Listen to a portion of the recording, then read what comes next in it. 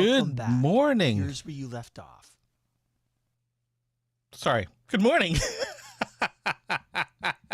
You kind of jumped that real quick. Let me speak first. Good morning, everyone, and welcome to our live show number 3.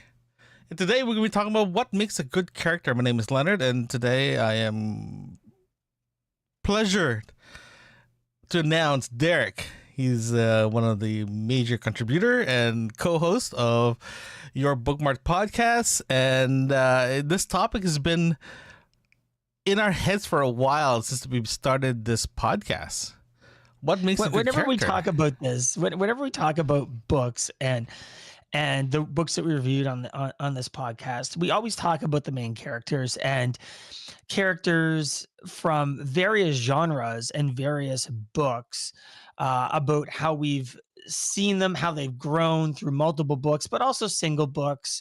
The most recent example would be I'm starting to worry about the Black Box of Doom, Expeditionary Force. As anyone listening to this channel knows, that we love the characters from that show, and just a lot of characters in general. And what really draws you into a character, and how do you feel about those characters over time and in their character development? What do you think it makes a great character there, Leonard? In my opinion, what makes a great character is a character that draws in the audience, draws in the reader to its world itself. For example, if a character is been written as a first person, I want to be part of that experience. If the character has been written as a third person or as a third person, I want to be in the present of that character. I don't want a character is just going to be like is there for the sake of being there. You know what I mean? I like a character that has personality, has a very strange way of looking things in the world. I want a character that's like, it doesn't have to be an extrovert. It can be an introvert as well too. But I want a character that has presence in it.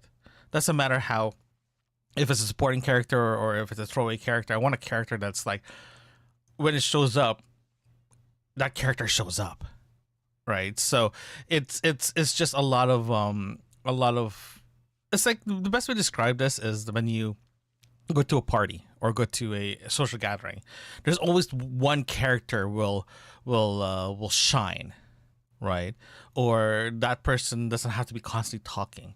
That person can just be in the side, just having a very great time. That's a good character as well too. So for the past books that we've read so far, some of the characters that we like, some of them are not the main character. Some of them are just supporting characters that it makes the reading more enjoyable, right? So that's what I'm looking for. And that's how I define what makes a good character. Is the personality. It has a presence in the storyline. It doesn't have to be the main character, but it can be a throwaway character, for example. But it has to be, there's a present on the story for this character to shine. It's just it can be just a simple sentence, but that sentence is like, holy crap, I like this character. I want to know more, but unfortunately, this person is not there anymore. So. Well, let's give an example to people. I'm starting to worry about this Black Box of Doom, the character of Ether. That character, it was always sort of a mystery.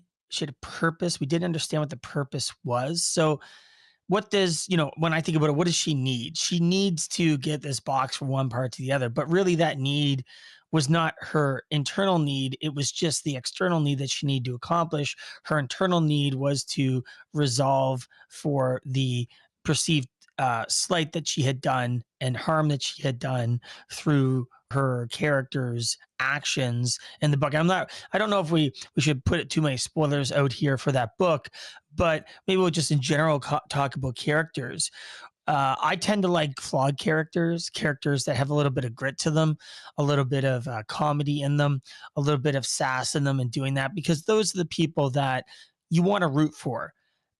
Nobody really roots for a perfect character. Somebody just written as, the most profound person. In fact, I would even make an argument that even in the book right now that we're reading, that there's a character in there who is a hotshot pilot, and he is an arrogant guy who thinks he's the best, wants to know he's the best, and so forth.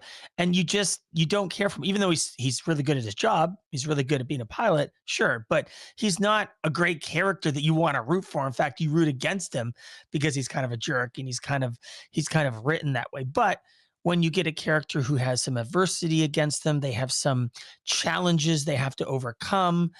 Those kind of characters are the ones that you really root for. Do you think that rooting for those kind of characters is the best kind of characters that you feel would engage us the most?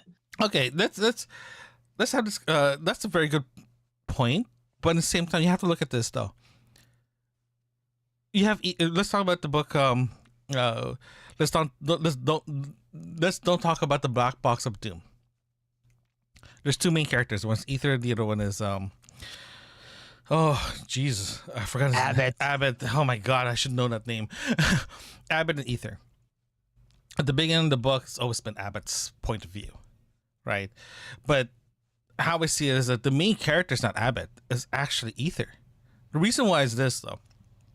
Ether has this personality of like when she talks, everyone listens. Everyone knows who she is because she's a very bright person, very bright personality, very outspoken, very extrovert. Abbott is the opposite. He's very introvert. He has issues. He has daddy issues, and the book was based on his point of view. But if you compare both of them, I vote for Ether as the main character, as the character that I was drawn into, right? And there was some mystery there, right? Yeah, exactly what you said. There's she's funny. There's a mystery. She's not perfect. All that stuff. She has a very good balance of what it makes a good character. But Abbott is the same thing. He's flawed as well, but it's an extreme side of the flawed part. And there's points that I feel like I just want to strangle that character because it just drives me nuts. Right. But I know going to it is his personality. Right. And at the end of the day, like I said before, I was rooting for Ether as the main character, not Abbott. If you look at Expeditionary Force as well, too, you have Joe as the main character and Skippy as a secondary character. But I see it but the personality of Skippy feels a little bit more related, more up there, as in he's flawed. Both of them has flaws. Both of them has a personality of funny and being serious at the same time. But at the end of the day, everyone said, I like Skippy because why? Because his personality is a bit more open. Right, the guy is an asshole. The best way to describe it, quote unquote, he's an asshole, right? And compared to Joe is a saint, right? And if everyone reads Expeditionary Force, the first character they're gonna say, "I like Skippy," right? And it's that's a great writing in my opinion. That you have a main character, but they have another character that's a quote unquote supporting character that's outshined the main character because that character itself is so good, right? I wouldn't say that Skippy outshines Joe. I think they're a duel. They're two sides of a coin, and Skippy's an asshole. Joe is a serious guy, but he's a lughead. He's somebody who is a grunt on the ground kind of guy who isn't interested in being a commanding officer or being part of that process. So he is always aware of his flaws, his shortcomings, his lack of training, lack of leadership. And as we go through the books in X-Force, that's one of the big aspects of his character is himself growing and coming to terms with how he perceives himself. Whereas Skippy is on the other side of the coin, an asshole, immensely arrogant, thinks he's smart as heck and knows everything, and no one is smarter than him, and he wants humanity to worship him. Whereas he can't figure out a simple workaround to a problem that Joe figures out by running on a treadmill. And that dichotomy between the two characters really is a wonderful writing style of doing it.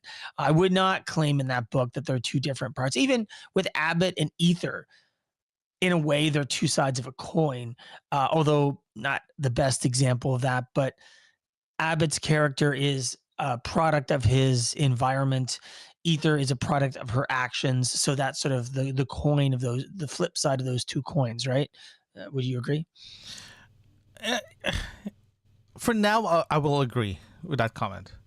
I will definitely agree. I'll for now, but if you look at okay, let's look at both books though. Let's say Joe and Skippy and Abbott and Ether. As you said, they're two sides of a coin, right? But at the end of the day, if you flip a coin, there's always a heavy side of that coin that's going to shine more, right? And that character is going to shine based on who's reading it, right? But if we go back to the original question, what makes a good character? Is you actually nailed it. It's like the character has to have a flaw because it's more relatable. The person is funny, more relatable. It can be extrovert or introverts, and it's still be relatable. Smart, it can be relatable. It doesn't have to be extremely smart. It can be just an average person. It can be very relatable. Here's a great example. If you look at 0 Days by Ruth Ware, Jack, the main character, she is extremely flawed character. If it's sense of like she's not perfect, she has doubts, she lost her husband, she everything's stacked against her. She's literally trying to figure out and maneuver her way out of her situation. At the same time, she's trying to use her skill set to overcome issues. And that character, the Jack character, she's an amazing character. She's actually one of my favorite characters because she is relatable enough that in my opinion, she's about 60% of people out there. If you put up an average person in her situation, that person will do pretty close what she has to do to survive. Right? And that character, in my opinion, is a great character because it's nice. Like I think I never told you that the book itself is far fetched to what we normally read, and that book is more. I had more fun reading that book because the character itself is, as you said, not perfect, but it's relatable enough that if you put yourself in her situation, yes, I can do the same thing or close to it, survive. Right? So let me give you another question. So we read the Apollo Murders, and in that one, we had sort of Kaz in that, who was the main guy, who was the American. Then we had the Russian, Sylvana. I never pronounce it properly. Savannah, something like that. And she was the one. But in the end, really, as we're going through the book, she's the one that sort of takes the show away from Kaz. And so it's an example of when you're rooting for the main character, but the secondary character that they're writing takes over the show, because she outwits basically the Americans and is able to do various things. Right? Again, we're not trying to ruin the book here for anyone, but those two characters in that situation, Kaz is more of an archetype character rather than somebody that is deeply built where you're looking at him to say, hey, this is somebody who has a great need and want. All he's doing is serving his country and doing his job, right? I would not say there's a lot of character development in there for him as a person. Whereas Sylvana, she has to figure out how to navigate dealing with the Americans, dealing with it. She has to sort of outthink them, outsmart them, being in that way. So in a way, she has a lot more character development in that. And when you don't see that with a character, what makes a good character is somebody that's progressing through some sort of adversity or challenge they have to overcome. And that's when you start to root for characters. Wouldn't you agree? Yes, I agree. And then with your statement, Joe and Skippy is the same thing.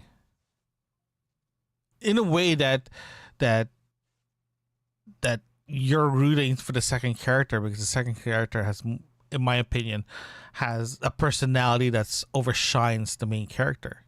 Granted that in this case, Skippy did not outsmart Joe, but just the opposite. Joe outsmarts Skippy, but at the same time, Skippy is one of those characters that's a very has tunnel vision because he's an AI, as computer generated.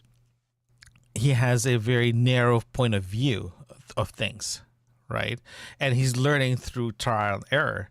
Compared to Joe, Joe is Joe's way more flexible regarding the way he's thinking. He's more open-minded, very broad thinking, and he narrows it down big time to figure out what needs to get done, right? But again, I'm back to my original comment that if you ask anybody which character did they like in Expeditionary Force, the first thing they're going to say is Skippy, right? Not Joe. It's going to be Skippy, right? And look I agree. Well, Skippy's a great character. Yeah. He is both comic relief and the person that you look at and you go, oh, dude, why did you just what say are you that? doing? What do you do? What are you doing? What are you doing? But then, it's that other side of the coin also when I'm saying where he's like, trust the awesomeness. And the Joe and the rest of them have made that into many different meanings of when he screws up, but when he also, you have to trust the awesomeness because in a lot of ways they rely on him for their very lives, right? Yeah, it is. Yeah. How about this though? Here's another character that I do want to put this here in this live show in front of your face. In Expeditionary Force, the character that we always talk about that really like we felt this character has so much potential, but unfortunately this character is not there anymore. It's Desai, right? Because Desai is an amazing character. She is a supporting character. She got put in the she's one of the first person or first character that's part of the Merry Bandits of Pirates. She was sort of founding member. She's one of the original members. She's one of the original, she's like, one of the 20 OG. people. Yeah. She's one of the original. She's clout. She's the OG. But I think that her coming in as a character for that specific, and we're going to say spoilers here. I mean, it's sort of, we're going to go there. If you're reading through the books, and you get to the point where Desai happens here, the thing is that she's been built up. She comes back in to help Joe as this is my last hurrah before I go and do civilian work. And because she comes in and helps Joe's out and the tragic ends to her, is what we felt because of what she did, because of the thing. And interestingly enough, I've read books where you have 2 or 3 main characters and the writer writes and kills hundreds of thousands of people, but you always know those 3 characters are going to live. So there's not as much impact in that writing style. But when Craig Allenson was writing this character, when he has not killed off many characters at all, right? I think he's killed off like 3-4 people. I think, something like that. That's considered pretty. And so that's over like 17, 18 books. So it's not a lot, right? But when he kills them off, you feel it because he's taken a lot of time to write these characters out. And even though they're supporting cast and so forth, you feel their passing. And we felt Desai's passing because of her commitment to duty, her commitment to so forth. And the fact she, in the end, didn't get what she wanted out of life because of what Joe needed in that moment. Yeah. It was a very tragic moment in the book series. And so that was an impactful way of ending her character arc. And we've always been very impressed with that. I think it was probably one of the most impressive deaths in books I've ever seen because he didn't just do it to do it. When I read a book and you always know the 3 main characters are going to live all the time, I really don't get as invested with those characters in doing that. And I mean, don't get me wrong. Craig Allenson always makes his characters in jeopardy all the time. In fact, he sometimes fakes you out to think they're going to die when they don't. And you and I have commented that it really frustrates us sometimes that he's really good at doing that. But Yeah. what about what I suggested when a writer just that the main character isn't going to die, like as a reader? How do you feel about those type of writing styles? What do you mean the main character will not die? Like that as the writer writes, that if there's a team of people, the main character isn't the one who's going to die, so he starts killing off characters left, right, and center. The red shirt guy. You're talking about the red shirt guy. The red shirt guy. Yeah. The red shirt guy. If you guys don't know what the red shirt guy is in Star Trek in the original series, if you are going down as a landing party and if you're wearing a red shirt, you're guaranteed you're gonna die. The red shirt guys. That's actually a very good question, because there's several times, like in books or even TV shows or even movies, that a character is going to be a very. I'm just thinking, okay, how about this? In Star Trek Voyager, okay, there's several times that they actually had a character that's very significant enough that it was the focus of that episode. There's one that the Doctor went crazy because he was trying to save an ensign, but the ensign died, and he had to make a choice between save Ensign Kim or her, and she chose Ensign Kim, and now his matrix sort of like looped up and tried to figure out why he didn't save her instead. It's a pretty cool storyline, but in that sense, the whole episode, it was concentrated on her, and she was literally only on the show for like a minute and a half, 2 minutes, right? But the character was significant enough, was written enough in a way that you are invested to figure out why this character died and why is the Doctor obsessed trying to figure out what he did wrong, or why he made the decision instead of saving her, saving Ensign Kim, that is considered quote unquote his friend, right? And that character was a throwaway character, but it was so significant enough that you got invested watching it, and you start asking a question: why did the Doctor make that choice? Why did she has to die?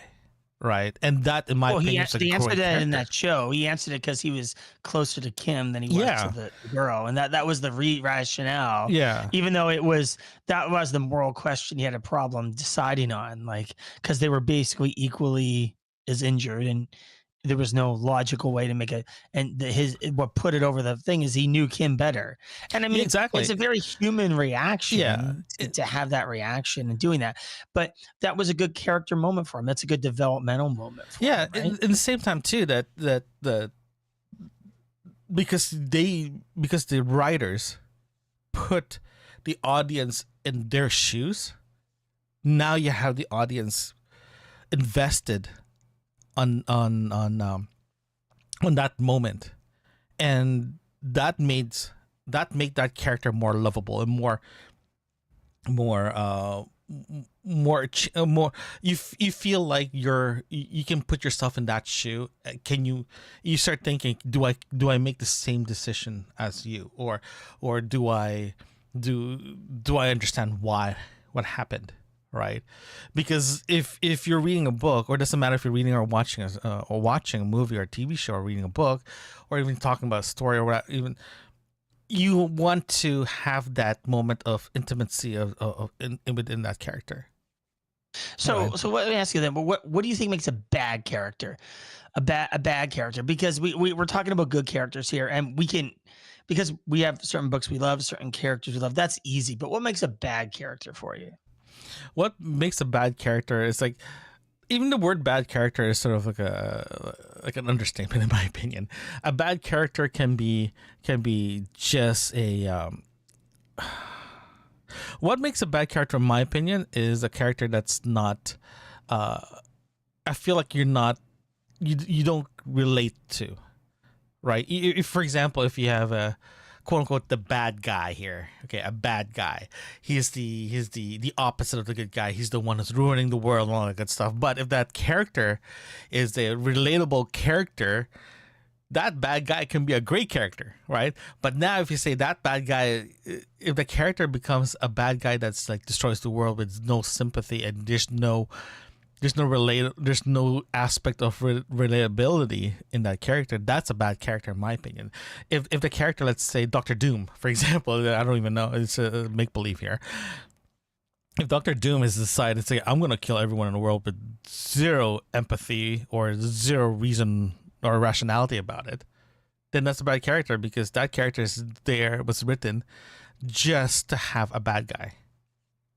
It becomes a filler bad guy, and it's really not. It feels like it just ruins the whole book. For example, because you have this good guy trying to save the world, but this bad guy is just literally killing people for the effect of just killing people, right? Because each bad guy a bad guy, quote unquote, always has a motivation. If the character doesn't have any motivation and it's been put in that situation, that's, in my opinion, that's a bad character. I mean, they have to want something. They have to need something to be in that situation. Whether they get that or not is fine. But I think that when you're thinking of writing a character, if they don't know what they need and you don't give them something to achieve or fight for, then you have a hard time connecting with that character. And that's sort of the example I gave earlier about the fighter jock. Like, he's there in that story perhaps just as the purpose of being a jerk, right? Not as a good character, even though you could arc his character to say in the end that he realizes he's a jerk and he tries to be a team player, and he's a good pilot, but then he tries to be a better guy or something. But if you don't set it up that way, that you just present him as this stereotypical character and you don't give him any depth, then that's where I was like, depth. If the character has no depth to them, then it's hard to get invested in what they're trying to achieve. Because if you just say that the guy's the best fighter pilot in the world and so forth and so on, where's the guy going from there? Is it a personal relationship he has to fix? Is it something he has to overcome that he's done in the past to achieve what he's achieved? What is it about that character that makes him interesting? Because just that alone, just because he's the best at what he does not make him immediately interesting, right? Yeah, it can be. Yeah, that's actually a good definition of a bad guy. It's like, so it's sort of not a bad guy, but a bad character, because I should say it's not very relatable. It feels like it's just there, right? So it just feels like not. I feel like every time I read a book or even watch a show, do you have a character that doesn't provide any meaningful add-ons, right? It doesn't matter if it's an extra at the back or anything. If that character does not provide any additional storytelling, that's a bad character. Especially if that character actually has a line, has a saying, or or interacted with the main characters, right? So, for example, if you're walking down the hall and the secretary comes out like, "Hey, how you doing?" Cool. But if the character walks in, "How you doing?" and start having small talk with zero input in that person's day or person's whatever he has to try to achieve, that character is a bad character, because you're trying to fill in lines that you don't need to fill in, right?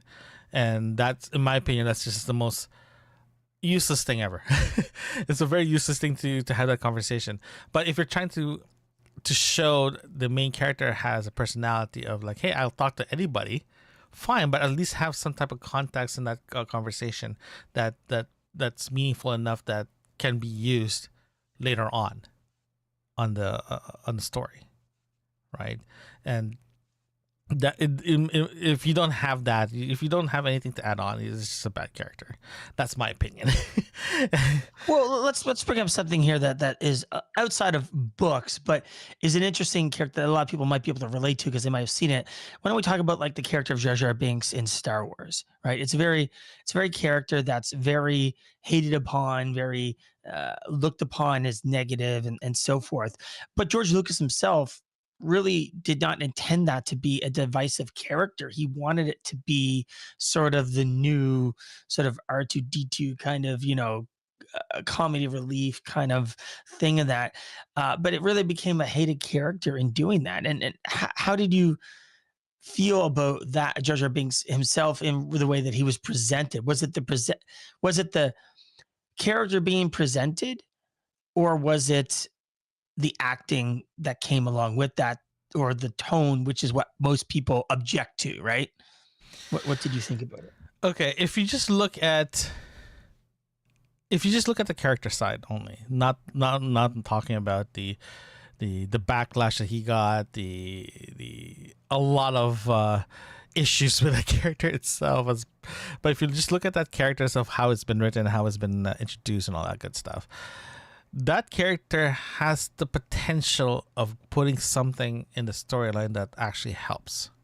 But unfortunately, the execution of that character was flawed significantly. If you have the same character that actually has been written slightly different or has more meaningful impact on the story, no one's going to question Jar Jar Binks, right? If you have a character like Jar Jar Binks and they kept it as is, of course everyone's gonna have issues with it. First of all, he has zero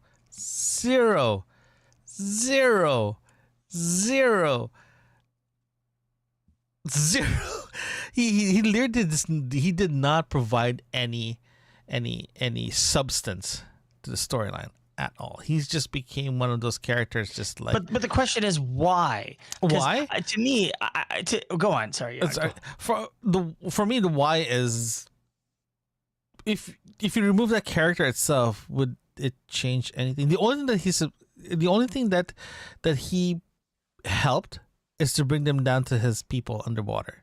Eventually, eventually they'll get down there anyway, right? Either way, they're gonna find out. So for him going down early, they got there earlier. It's like Indiana Jones. If the Temple of Doom, if he wasn't there, it's still gonna happen.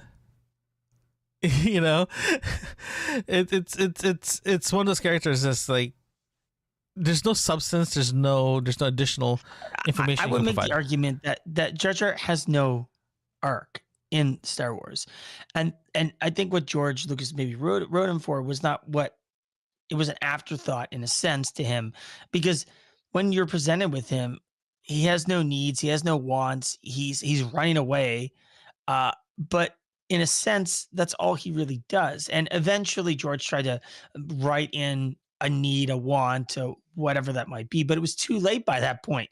We saw him in the first movie as this useless character that really was just there to be there, and you didn't connect with him. And I mean, people talk about the Jamaican thing and making fun of Jamaicans. I don't necessarily buy into that.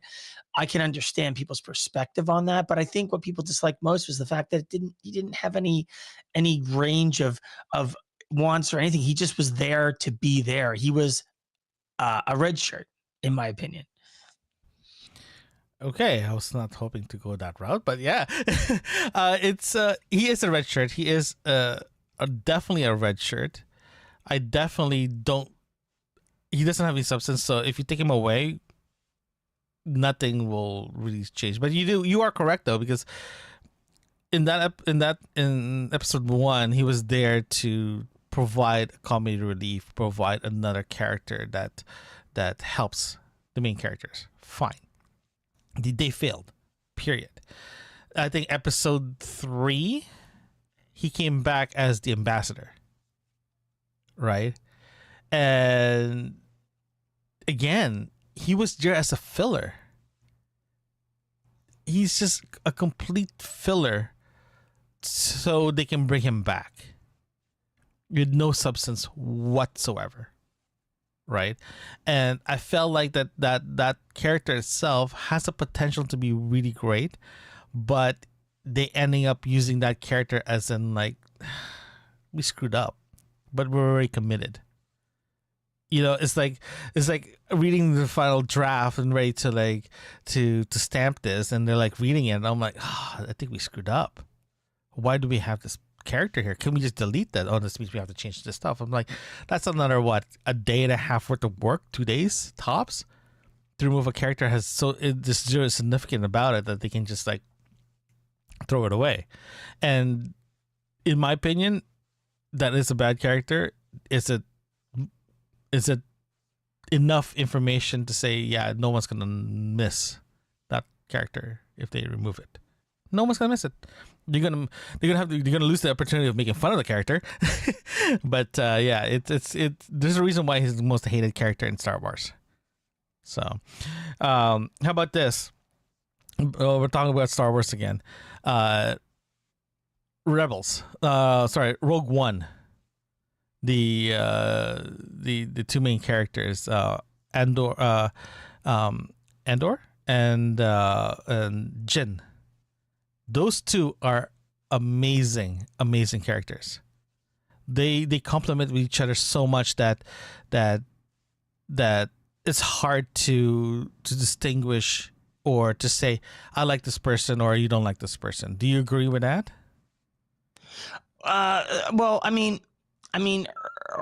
her arc is a tragic arc, and his is also a tragic arc, even though you don't really understand his arc because they haven't really explained it out.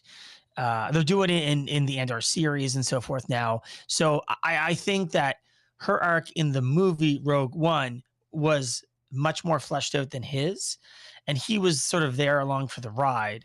I mean, personally, the android was a comic relief in the movie, and that was a great character too. I really enjoyed. Even the android, in a stupid way, had a better arc than him, because the android was because the android doing the sacrifice there in the end. In a way, you felt more for the android's death and her death than his death, even though everyone dies. Oh wow, we just ruined the movie. We really should put spoiler warnings on here more. Spoiler alert. Spoiler alert. Really, everybody dies at the end, yeah. And doing that, but it was one of those things about everybody dying in the end in the movie that I actually valued it, because it reminded me of Desai, where the death matters. It wasn't just for the sake of shock value, which is a distinction I say when a writer kills a character off for the shock value. I dislike that about writing. When it is a meaningful death, it has a purpose, it has a reason. That's when it's meaningful. That's when I like it.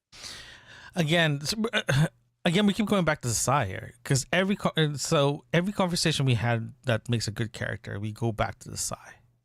We go back to a tragedy of Desai in Expeditionary Force.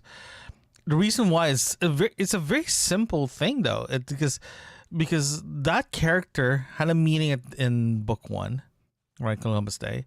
He had a meaning with, I think it's Endgame. I think that's the book. I believe that when she was killed, but it was so significant enough that character was ingrained into our heads, into our brains, because it's a character that we know very well. She was there the whole time, right? And when Joe asked her to join again, there was a story. There was, as she even said it, she has a purpose in the civilian life outside the Mary Band of Pirates, that she has a life that she has to live in, that she wants to live at. But she just made a conscious decision to help Joe again, and that character itself, it's so meaningful that she sacrificed herself for the greater good, right? And that character is so well written. It's so very well relatable that when the character was killed, it affected us. as Well, a let's fan. talk about. We keep on going back to the side. Let's change gears here a little bit. I'm a big Andy Weir fan about The Martian and Project Hail Mary, and what I loved and we're gonna put out spoilers here for Project Hail Mary. Yeah.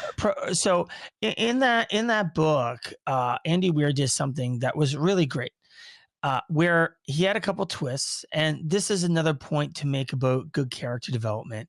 That the character in Project Hail Mary, he was somebody who was a mystery that we as the reader was figuring out with him as we went along and read the book, but also the stakes were high because he was there to save humanity. And the thing that I loved most about it, and you and I have talked extensively about this, is that where he starts is where he ends in the book. And that's what we love for him, that he ended where he started. He's doing what he loves. He's doing the thing he wants to do. Maybe he didn't think he was going to be in that exact spot, but he ends in that spot. And so what he is something we don't often see with characters in movies or in books or whatever, is they actually get what they want in the end, in the sense of in the beginning their want isn't exactly what it turns into in the end that they needed, right? Whereas in this, what he wanted and needed kind of, they flipped it around in that what he needed uh gave him what he wanted. Does that make sense? Yeah, it does. It does. Yeah. Yeah, it does, because as you said, uh, the good thing about the Project Hail Mary, again, we both agree that this is one of our favorite books out there. That the main character itself, he sacrificed himself. No, sorry, let me rephrase this. He was put in a position that he has no choice, and as you said, he has to learn all this by himself without zero support. Right? He only had to go back to what he knows. So it's he knows things enough that he can figure things out, right? And the same thing for Jack at 0 days. She's trying to figure out things that she needs to figure out, but she only has her skill set to figure this out. And well, I mean, that makes great characters. Actually, that's a great example. That's a great example, because in 0 days and in Project Hail Mary, both characters in each chapter have to overcome both small obstacles and large obstacles. And as you read through and they achieve to overcome those obstacles, is why you get so connected with the character. I think the difference between those two books is, as I said before, where he started in the beginning of the book being a teacher, where he ends in the end of the book being a teacher, is unusual in a lot of ways. And we really love the way that was. But in the middle, you get friendship, you get development, you get twists and turns. And in 0 days, it was more of a mystery, and in Project Hail Mary, it was more of a deadline.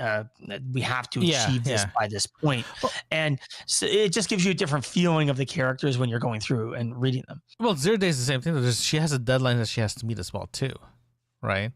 But the deadline is not. It's right in the title. Yeah. Yeah, 0 days. It's literally in the title, so there is an ending that she has to get into. So, yeah, like in my opinion, the two. If you ask me the question again, what makes good characters? I say go read Hail Mary and 0 days, period, and tell me if those two main characters are great characters. I don't see a difference where the characters that we look at in Project Hail Mary and 0 days, I wouldn't call them different. I would say that the needs and wants of them are different, and that's not fair necessarily to compare them. But and even with Joe and Skippy, there's a difference in that process there. But I'll make another example. In The Martian, which is in their Andy Weir book, we have one main character, who's basically the whole point of the entire book. And there are other characters in the book, but really they're nothing compared to the main character in that book. And his motivation is your motivation as you're going through and trying to hope and move through the process with him as he tries to struggle to survive. And that struggle is what gets you so invested in it. And Andy Weir has a great way of doing this. I mean, I don't know if he's going to write more books like that, but I haven't read a book of his yet that I haven't been really into because of his character development. And it's not even a sci-fi thing. I mean, he does approach his books from a technical science fiction approach, which I personally like, but I don't think you have to know engineering, sci-fi, all that to appreciate the writing and the character development, because all it is the barriers for his characters to achieve their goals, right? Yeah, I agree. So it's almost 9:49 a.m. Eastern time, and we're almost done our live show. We do have some updates that we want to talk about. It's very simple updates. This is our last live show for now, because Derek and I had a conversation many moons ago regarding changing it up a bit. So we decided to do a live show to change it up a bit. It worked out pretty well. We kind of like doing this, but we decided to go to a different route regarding episodes like this. We still gonna so going forward. This is our, again, like I mentioned, this is our live show. This is our last live show. Our next show that's outside review of books will be next month, but the format will be slightly different. It's still going to be released on Sunday morning, so you can listen to us while you're drinking coffee or having breakfast with your significant others or your loved ones or with your fur babies or by yourself or driving, whatever. It's still going to be released on a Sunday morning, but it's going to be released not live. It's going to be pre-recorded. The format will be different. It's still going to be topic based, but it's going to be slightly different. So stand by to that one. It's going to be interesting. So we just want to let you guys know this is our last live show. Thank you very much for listening to our live show and waking up with us in the morning at 9 o'clock Eastern. I know 9 o'clock Eastern is completely different from from the West Coast of North America or the other side of the world, but we just want to say thank you for listening. But this is our last live show. We're trying to figure out what we're going to do next for the first Sunday of April, but we are going to release something. We don't know yet what it is, but we are going to release something. But stand by on that one. So Derek, do you have any last words from our officially live show? We just want to thank everybody. Want to thank everybody for the comments they've been making and for joining us so early in the morning. Hope you had a great cup of coffee this morning and some good conversation. And we'll chat with you next time. Thank you for joining us. If you like what you hear, please like and subscribe, and help others find this podcast by sharing a review. You can find us on all your favorite podcasting apps. Join us again right here where your bookmark left off.